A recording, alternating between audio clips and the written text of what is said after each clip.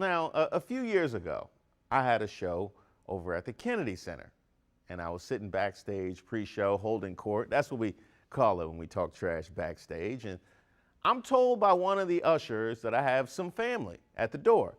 Now, my immediate family had come to every show, and God bless them for that, and they knew the drill, so I initially brushed it off. But when I was told a second time, I decided to see what the issue was. And I emerged from the curtain backstage to see one whole half of my family, aunts, cousins, and everything, had made the trip from Rocky Mount, North Carolina to D.C. to see me perform. I didn't even know how they found out about the show. I think my mama told them. But the real showstopper was seeing my grandmother, who was 89 at the time, with a beaming grin, so happy to see that I was so happy. She was wheelchair bound then, and making that drive couldn't have been comfortable for her, but she did it just to see that smile on my face. Now, I'm pretty sure I was awful that night, but it didn't matter. She went back and told all her friends what a great time she had, and she meant it.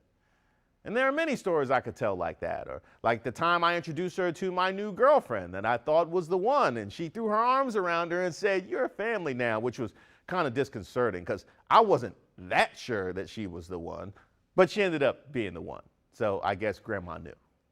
That was Doris Arrington. I knew her as my grandma. Sadly, we lost my grandmother as she transitioned to her heavenly home at the blessed age of 92. And every year, every day was spent trying to uplift others.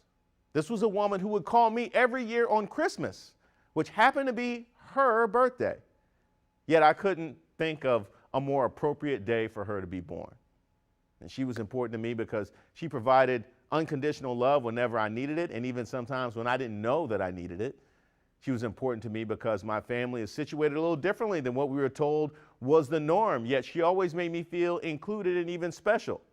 She was important to me because she made everyone around her feel important to her.